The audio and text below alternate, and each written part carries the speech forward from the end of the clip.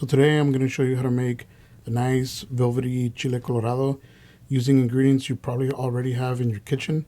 I used whatever I had in my kitchen and this is how I did it. First off, I started with the dried chiles. I ended up with chile ancho or pasilla. You could use either. This is for the nice sweetness and that raisin-like flavor texture. Guajillos. Guajillos we use strictly for color. This is just for color. And this is morita chile. This is going to bring in the smokiness, a little bit of spice. So we ended up with 2 anchos, a couple moritas, and Kashmiri, and the rest were guajillos. That's what I had. That's what I ended up with. So you don't have to be specific and have 2 anchos like I had them or whatever. Pretty much, I know it's not a traditional Chile Colorado, but we're going with that. And so to seed them, I use my kitchen shears and I cut across. I cut the butt off and then I cut across. Try to get every single seed in there. If you can't, that's fine. I'm just just showing you how to deseed dried chiles. Some chiles are easier to deseed than others, like this one. This was pretty easy, and again, I'm gonna cut it in half because we kind of want to lay them flat on our cast iron or our comal. So once I lay them down on the cast iron, I'm gonna make sure to do it in batches because I don't want to burn the chiles here. So once they're on there, I'm gonna try to like press them against the cast iron so I can make as much contact as possible. Just press them down like that.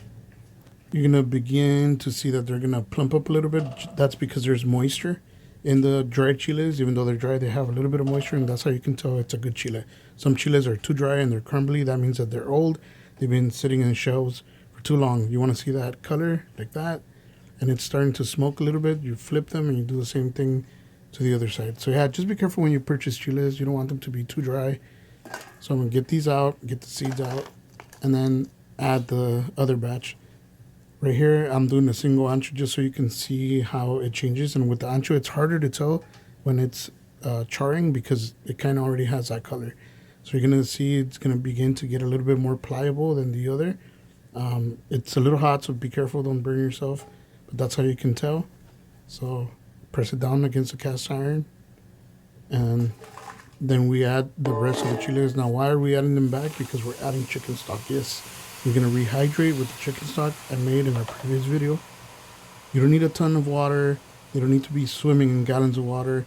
Just a little bit of stock. They'll rehydrate. They'll absorb some of that flavor. So we're layering here. We're layering flavor almost in each and every step that we do. So as soon as they become pliable like this, that's how you know they're ready. They're hydrated and they have flavor.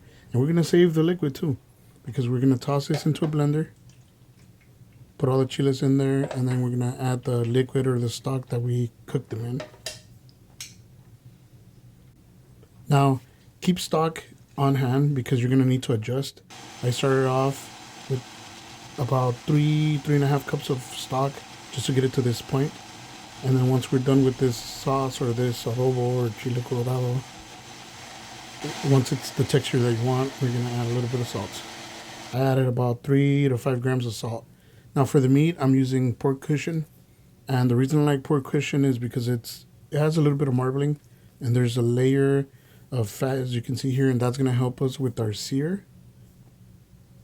Now, the way I'm going to process this is I'm going to cut it in half, and then for each section that we cut in half, we are pretty much going to cut it in half again. And I'm going to do this all the way until I reach the size or the final size that I want. We're shooting for cubes here. There's no specific size. It's really up to you. I like to do them a little bit smaller just because they cook down a little bit quicker. They break down quicker. And for burritos or tacos, you kind of want that. So again, half into half into half up until the point that you reach kind of like right here. Normally people would stop at this size. I'm going to do one more cut on that. And just like I said, just so I can break it down easier. And the further it cooks, the easier it breaks down on you. So that's kind of what you want to see. Once you have all the meat cubed up, it should look uniform. There's no real exact measurement here. On a hot cast iron, we're going to add fat. I'm using lard, but you can use neutral flavored oil if you want. That's fine. We're just going to get the meat going. And we're going to add the meat, but we're going to add it in batches. The reason why we're adding it in batches is because we don't want to overcrowd the pan. We don't want to trap any moisture in there. We're gonna try to spread it out, give it some space, but you're gonna notice that the meat's gonna stick at first. So I need you to not panic.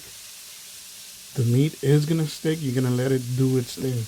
You're gonna let it sit there in the hot pan for a few minutes. Look, as you can see, it's not moving. It's not going anywhere. Just let it do its thing for a few minutes. Leave it alone. Once you left it alone for a few minutes, you're gonna season it, salt, pepper.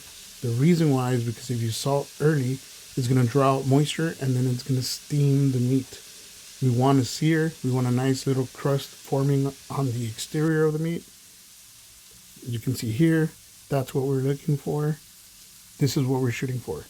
So if it doesn't look like that, leave it alone. But once it starts to look that way, you can go ahead and just flip every single piece of meat. And like I said, we're doing it in batches, so don't overcrowd the pan.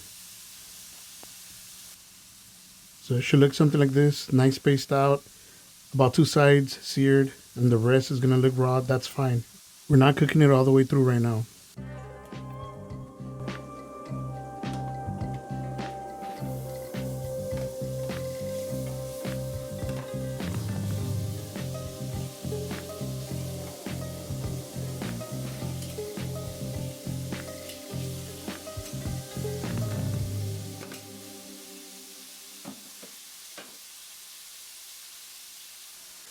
Once it's looking like this, we're gonna go ahead and remove it. I'm putting it in a separate container so it can sit there for a bit while we handle the next step. So again, don't worry that it's not all the way cooked. You should be fine. So once we removed all the meat from the hot pan, you know me, I'm gonna want to deglaze this, and I'm gonna use white wine. You can use red wine if you want, or beer. I'm using white wine. That's what I had at hand. We're just simply deglazing it. We're gonna scrape off all the little bits and pieces. Nothing crazy. Just be soft, be gentle. They should come up by their own. And I'm gonna add that liquid back to the meat.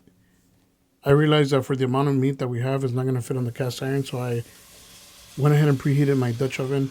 I added the meat and the liquid back into that, and this is where it's gonna cook for the remainder of the time. So to this, I'm gonna add the adobo or the Chile Colorado that we blended earlier.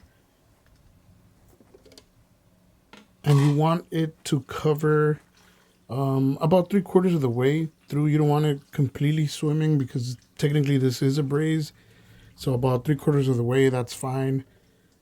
You can see here, I made it right to the top. That's okay. We're gonna let this simmer. Once it simmers, we're gonna go ahead and cover it. After about 45 minutes, the meat should almost want to come apart, not really there yet. And that's your sign to leave it uncovered for another 45 minutes to an hour. After doing so, you're gonna notice the amount of reduction that took place here. That's how much liquid we cooked off. So that's your Chile Colorado. This is the perfect main dish for rice or beans, but I like this in a burrito. Chile Colorado, peace.